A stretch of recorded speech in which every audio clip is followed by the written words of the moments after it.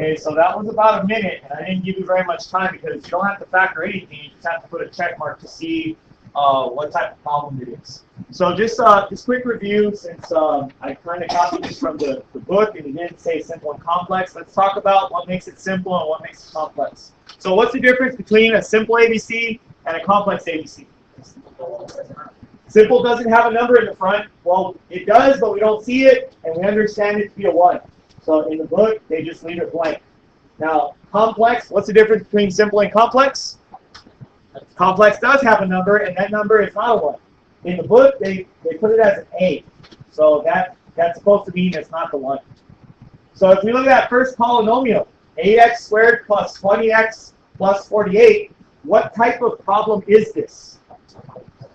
Complex? Okay, I agree. It is complex, but here's what you guys need to understand. A lot of problems could be more than 1. Take a look at 8, 20, and 48. Doesn't that have a GCF also? What would the GCF be? So if we divided everything by 4, that means that we have a GCF. But also think about this. If we divide this term by 4, the answer would be 2, right? So then it is still a complex GCF. If we would have taken out the GCF, and the GCF was 8, then it would turn into a simple. So when you guys pick your answers, make sure you check to see if there's a GCF first, because it could affect the second half of your answer, if it has 2 answers. Okay, the next one. What's the next one? That's a simple, so that one only has 1 check mark. This one doesn't match anything that we've talked about, but I also added this new category, and hopefully through problem-solving skills, you saw right below, we're talking about difference of squares today. So if you look at what all these problems look like, it actually matches the characteristic of that polynomial right there. So that one falls into the difference of squares category. We're going to go into more detail today about what qualifies that as a difference of squares and how to tell. Okay, then finally the last one. The last one is going to be complex because of this 6. Did it have a GCF? No, so it's just complex. So for today, today is actually the last set of notes. I'm going to teach you 2 different types of problems. It looks like it's 3, but it's actually just 2 because the one on the back page, that's the one that has 2, but they're the same. The only difference is the signs. So I'm going to count it as 2. Because I've been telling you since the beginning, there's like 5 different kinds we have to know, so these are the last 2. So you don't have this written, but I want you to write it. In order for this to be a difference of squares, it has to meet 3 qualifications. It has to first be a binomial.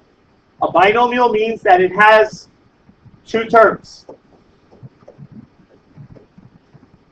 So right away, these problems should stand out because they're basically not ABC problems. They're not ABC and they're not grouping, so it's probably going to be one of these or maybe even possibly the other one on the back page, but we're not there yet. So as of right now, it's just difference of squares.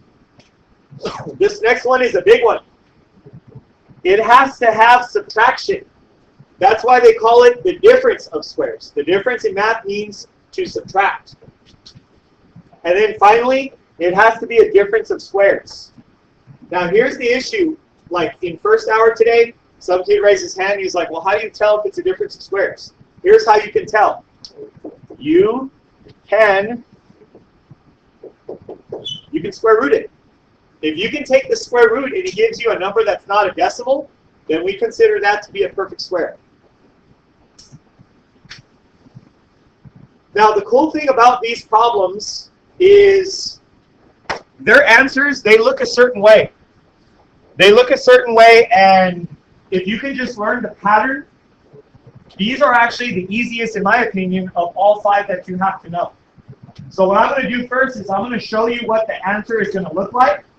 We're going to describe like the pattern and stuff, and then I'll show you how to come up with the stuff. It's really easy, actually. So this is what it's supposed to look like when we're done. Anytime we factor something, usually it's going to give us like 1 or more parentheses. If we have a GCF, sometimes it could only have 1 parentheses, but most of them are going to have 2 parentheses. So I want you to kind of pay attention to the stuff that's in the inside. Because to me, that stuff that's on the inside almost looks exactly the same.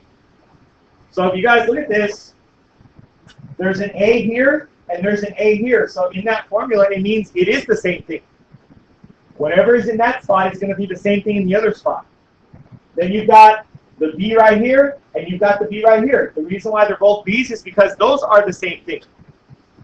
So you literally have two parentheses that are nearly identical.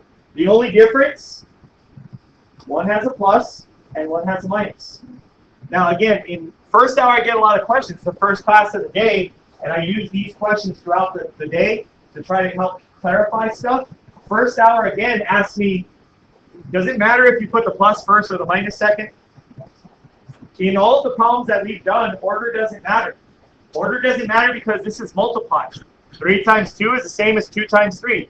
If I put signs on it and switch them, it doesn't matter. It gives you the same answer.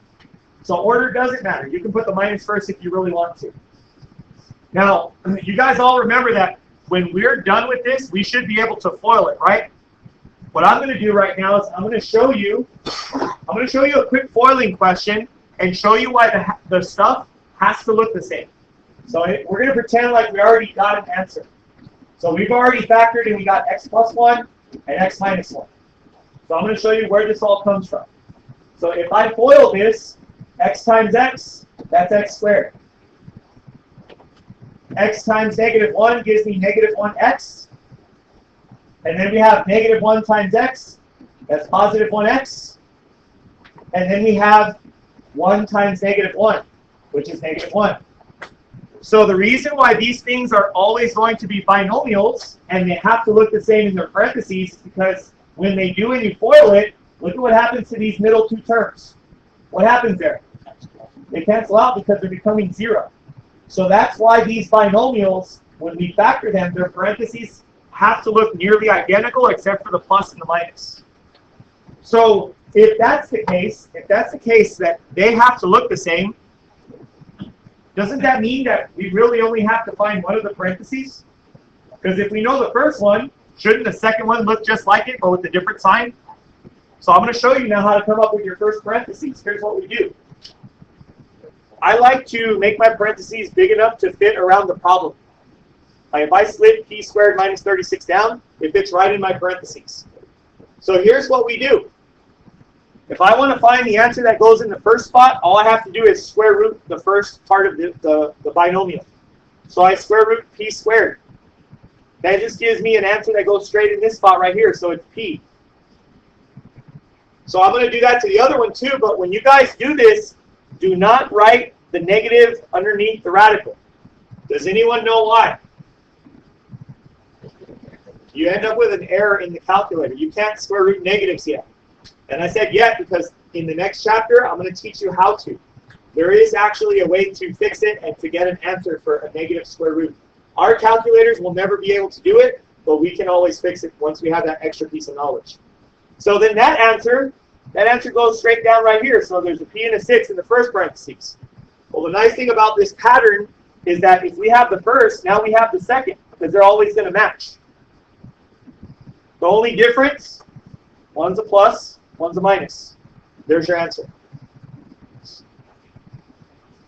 Now I have another question for you because I like reviewing some of the old stuff we've been talking about. Is this second question right here, 9x squared minus 1, is that considered a complex ABC? Some people are saying no, some people are nodding yes. Let me ask you a different question. Is it an ABC? So if it's not an ABC, it can't be a complex ABC. Some people are thinking it's complex because it has a number in front. That's only for an ABC problem. These are not ABCs. These are just the A and the C. The B is the one that's missing. So this one is difference of squares again. There's no GCF, so all we have to do is use that little square root shortcut to get the first parentheses. Now I want you guys to watch closely though, because this is the one that a lot of people mess up on. You guys see how the 9 and the x squared are together? When I square root them, we do not separate their results. The 9 has an answer when we square root it, and the x has an answer when we square root it. They need to be together right below in the parentheses. So they go straight down right here. So what's the answer to the square root of 9? That would be 3. And the square root of x squared would give me x. They have to go together. I've had kids in the past put the 3 in the first spot and then the x in the second spot, and then completely ignore the 1. You can't do that. So then we square root the 1. That answer goes straight down right here. So if we have the first parentheses, now we have the second parentheses. They match in this kind of problem. So 1's a plus, 1's a minus. That's your answer. So again, always check, always check if there's a GCF. This one has a 4 in front, it has a 49 on the back end. 4 doesn't go into 49, neither does 2. We could take out a 1, but that wouldn't help us. So we don't really use 1s as our GCF in these kinds of problems. So that basically means we're ready to square root. So we square root this one, and that gives me 2n for the first spot. We square root this one, and it gives me 7 for the second spot. That allows me to fill in the second parentheses without doing any work. And then 1's a plus and 1's a minus. A few minutes ago, I said, to me, this is the easiest one of all 5 that you have to know. What do you guys think so far? Pretty easy, right? The big thing, though, is just like everything else, you have to recognize it. These problems right here, they don't always have to say a squared. They could also say a to the 4th, a to the 8th, basically any even exponent. You also have to be careful with GCFs because let's say I had a to the 4th, but there was a GCF of a. If I take out an a, now it's a to the 3rd, and now we can't do this stuff. So you can't do this if you have an odd exponent in the front. Okay, so in multi-step factoring usually means doing more than one type of factoring, or you might do it twice. So let's take a look at the first one. This problem right here, it kind of fits the category that we're in right now. We're in the category of difference of squares, right? But here's the issue. Can you do this? Can you take the square root of 3? No, it's a decimal. We don't do decimals in this stuff. So if you try to do the square root shortcut thing that I showed you, and it doesn't work, usually that means there's a GCF. So what's the GCF between 3 and 75? It would just be 3. So we divide out the 3, and we put the 3 in front, and then we write this new problem. The new problem is the result to that division stuff that we have going on up there. So this is n squared minus 25. Now it meets all 3 requirements of those characteristics of a difference of squares. So now we can square root this, and we can square root this. So our parentheses should have an n and a 5. So should this one. And then 1's a plus and 1's a minus. Now you guys, I haven't said this in the past, but it's really, really important that you don't forget about this guy right here. This GCF we took out in the first step. That needs to follow all the way till the end. Here's the reason why. I don't know if you guys understand this at this point, but did you guys know that this thing right here is exactly equal to this? Right? It's the same problem. All we're doing is factoring it and writing it so it looks a different way. It's like this. For example, something even easier. The number 10. If I wanted to, I don't have to write the number 10. I could write it as 2 times 5. It's still 10, but it looks different. That's exactly what factoring is. We're just rewriting the problem so it looks a different way using multiplication. Okay, so if you guys take a look at this next problem. A. I don't think this follows the pattern that we've been looking at, right? Is that a difference of squares? No. There's 3 qualifications. Binomial, that already failed. That's not a binomial, that's an ABC. So my next question is, what type of ABC? Is it simple or complex? This is simple. I love simple. Simple is my favorite. When you have a simple, all you have to do is make the list for 81. On a complex, we would have multiplied the 81 with the number in front, and you could still do that here because that's a 1, and it's going to give you 81 anyways. Complex is more work, though, so I like doing simple. So this is 1 and 81, this is 3 and 27, and this is 9 and 9. And I'm not a genius or anything, it's just this is the 3rd time I've done this class, so I already know the 3 answers. So out of that list, which one gives us the 18? What would the signs have to be? It would have to be a negative and a negative. Now, this is a good opportunity to review how to write the answer. This problem has an x to the fourth in it. How do we break up the x to the fourth into our two parentheses?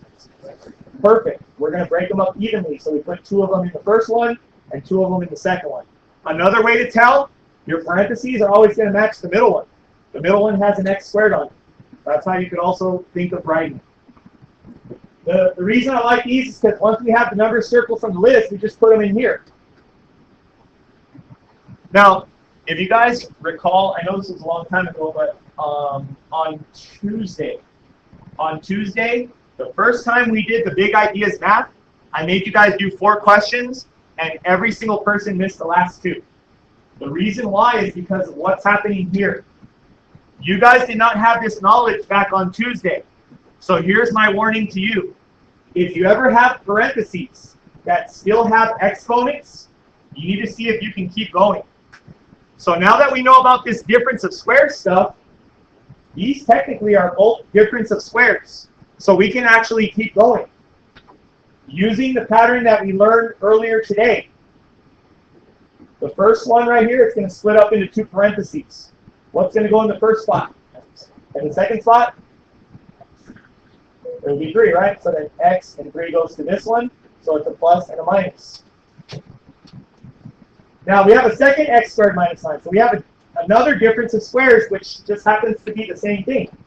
So it's x plus 3 and x minus 3 again. So this one is splitting up into these 2. This one over here is splitting up into these 2. But that's what difference of squares does. It splits up into 2 parentheses. I want to also point something out, though. I want to give you guys a heads up. I want to just quickly make up an example that I thought of earlier today. And I'm going to go a little fast. I'm going to make it a simple again. So I'm going to make this like x to the 4th. Let's see. I'll do minus 8x squared. And then I'll do, I don't know, minus 9. So I'm gonna show you some stuff that you need to know for the test, because this is what people usually miss on the test. So this is another simple. In a simple, we make the list. 1 and 9, or 3 and 3. Which pair do we use? We've got to use 1 and 9. How would the signs go? I think it's plus 1 and minus 9. So in this parentheses, we're going to end up with x to the 4th plus 1 and x, not just x to the 4th, bless you, sorry. That was actually x squared, and then x squared minus 9. So today we learned about difference of squares. How many difference of squares do I have in those parentheses right there? That's what everyone's been saying all day long. They've been all proud and saying 2. It's 2, Mr. Parra. But you guys, we need to revisit the qualifications. There are 3 things that need to happen. Do both parentheses contain binomials? Yes. Do both parentheses have subtraction? Then that means that one of them is not a difference of squares. The only one that's a difference of squares is the one that has the minus in it. So that's the only one that's going to break up into 2 more parentheses. X squared plus, oh my gosh, why do I keep putting squared? X plus 3, and then x minus 3. So if you can't do it to this one because of the plus sign, just leave it. Put it in the front. So our final answer would be that. So that's going to be something that's going to throw people off from time to time. You can only do this little square root shortcut if it has a minus. You cannot do it if it has a plus. The next one is on the back page. So when you guys are done writing this, flip it over to the back. If you chose to write it, you didn't have to. These next ones are called sums and differences of cubes, and people mix them up. They mix them up with difference of squares. So here's why people usually mix them up. These 2 are binomials, just like a difference of squares. They could have a plus or a minus, though. In a difference of squares, they're only allowed to have a minus in the middle. These ones could have a plus or a minus. And then finally, this is the one that really sets it apart. It's going to have cubes instead. perfect cubes. In difference of squares, they had to be perfect squares. In a sum or difference of cubes, they have to be perfect cubes. I'm going to add some notes to this. Here's how you know it's a perfect cube. You can cube root it. That's how you know. And in your calculator, if you need to find that button, all you do is hit Shift and the parentheses. That'll bring up the cube root symbol.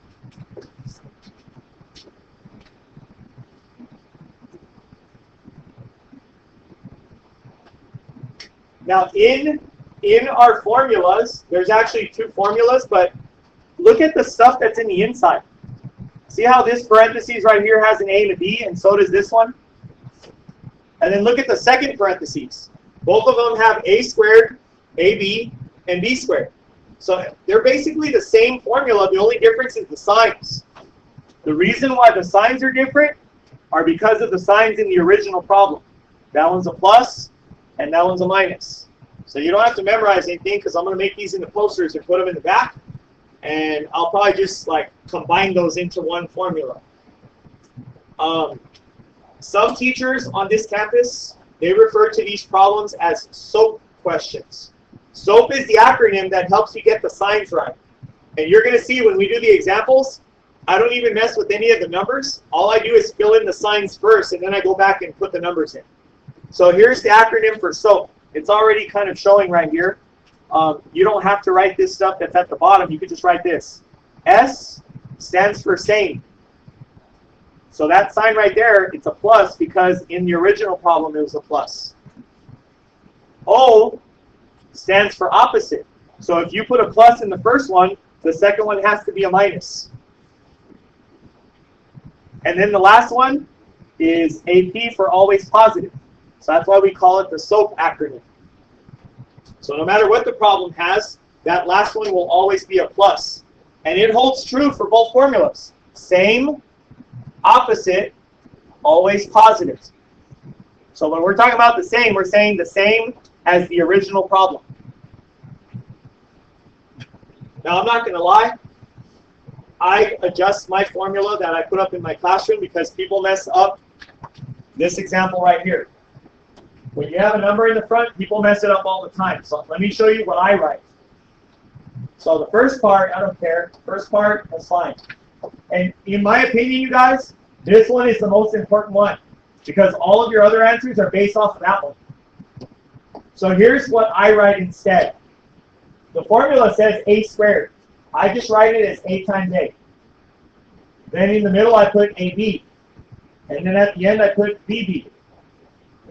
For me, that's an easy pattern to remember. The parentheses, first one is A and B. Then we have AA, AB, BB. So for me, I don't have to use posters and memorizing. I just use that pattern. So I'm going to teach you right now how to use it. So if you guys look down at x cubed plus 125, this problem automatically gives it away because of the 3. A lot of times when you have a 3, that means it's going to be one of these cubes, especially because it's a binomial. There's no GCF, so it's stuck as a 3. So here's what we need to do. We need to put a parentheses big enough to surround that. And because of the 3, this is how I remember it. If it has a 3, I need a parentheses long enough to put 3 things in it. So we have a short parentheses, and then we have a long parentheses. I'm going to go through and put the signs in, so we don't have to worry about signs later. Using the acronym SOAP, what would go here? It would be the positive, because it has to be the same as the original problem. What would go here? That would be minus, because it's opposite, and then we'll go on the next spot. That one is always positive, so we put a plus right there. Now we don't have to mess with signs. So I told you, my most important parentheses to me is the first one. Because if you get the first stuff wrong, then all the other stuff's going to be wrong. So we come up with the stuff for the first parentheses by taking a cube root. Almost like in the square root stuff on the other page, except we have to have that little 3 there. So we get an x. And then we do the cube root here. Cube root of 125 is 5, because 5 times 5 times 5 is 125. So basically what we just found here in the formula, this is the A, and that's the B. So using that other formula that I kind of wrote out the long way, that's AA, and then in the middle is AB, and then at the end is BB. So it literally tells you what you need to multiply. So the first spot, AA, is x times x, so that's x squared. The second spot is AB. X times 5 is 5x. The last spot is B times B, so that would be 5 times 5, so that's 25. So if you FOIL this out, it gives you like 6 different answers, but then a bunch of them cross each other out, and you're just left with x cubed plus 125. So this AA stuff, AB and BB, it's really for that next problem when you have the number in front. So I'll show you where people usually mess that up. So again, it's got the 3, it's got the minus, it could have a minus or a plus, that doesn't matter. But you can cube root this, and you can cube root this. So that's how we know it's one of these types of questions. So we have the short parentheses, and then we have the long parentheses. So help me out with SOAP. Not the actual SOAP. Help me out with the signs. First sign, it would be a negative. Why is it a negative? S stands for same, and the original problem has a minus. So that needs to be exactly the same as that one. What will be next? Now it's the positive, and then last, always positive. Perfect. And now we're going to come up with our stuff to figure out what our A and our B is going to be. What's the cube root of 27? Anyone type it in? It's 3. And then the M goes right next to it. The cube root of 125, I already had that answer. It's 5. So we just found that's the A and that's the B.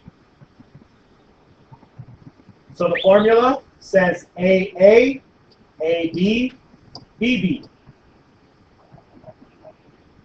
So this problem right here, this is the one, this is really why I write out the AA, AB, and BB.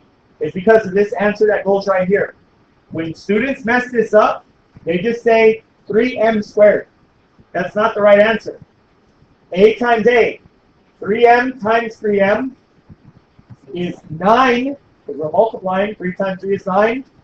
M squared. A lot of people forget about the 9. They either just leave it off completely or they leave it as a 3. You have to multiply the entire A term, which is 3m. Then A times B, 3m times 5 is 15m. And then B times B means 5 times 5, so that's 25. That'll be your answer. Now, guys, this big ideas math stuff, I want to do the first one with you, just because the other classes were kind of messing it up just a little bit. So let's take a look at it. Just as it is right there, can you guys tell if it's a difference of cubes or a difference of squares? Which one is it? So I'm looking around and I'm reading lips because it doesn't seem like anyone's confident right now. They're like, oops. They're just like mumbling stuff. And that's okay. Guys, this has a 5 in the front. Did we talk about one that's allowed to have a 5 in the front for the exponent? Cubes has to have what? Cubes has to have a 3. And squares, it has to have an even. So that's a 5. It doesn't follow any of those rules. So if it, hold on a second. If it doesn't follow the rules, what does that mean? What we have to do first? GCF. If you guys are ever on a problem and you get stuck, check to see if there's a GCF, because right now that doesn't follow any of the stuff we know. So there's got to be a GCF. What is the GCF between 4 and 100? It would be 4. And then how many k's could I take out? It's always the lowest exponent, so we go k to the 3rd, because they both have it. So our GCF is 4k to the 3rd, and now here's the real problem. So it's k squared minus 25. Now can you tell what type it is? Now it's not so tricky, right? Once you take out that GCF, it becomes a little bit more obvious. What's the name of that one again? Difference of squares. Perfect. So our difference of squares gives us a k and a 5 here, which means that's also a k and that's also a 5. And then we put 1 plus and 1 minus. Don't forget about that front 4k to the third. That has to stay there. That way it's still equal to 4k to the fifth minus 100k to the third. So that would be our final answer. And guys, I made a mistake. This is not the right question that I put into the assignment. So cross it out, and whatever it comes up on the computer, use that one instead. I'm still a rookie when it comes to big ideas math, so my bad on that one. So you guys have 25 minutes to work. And what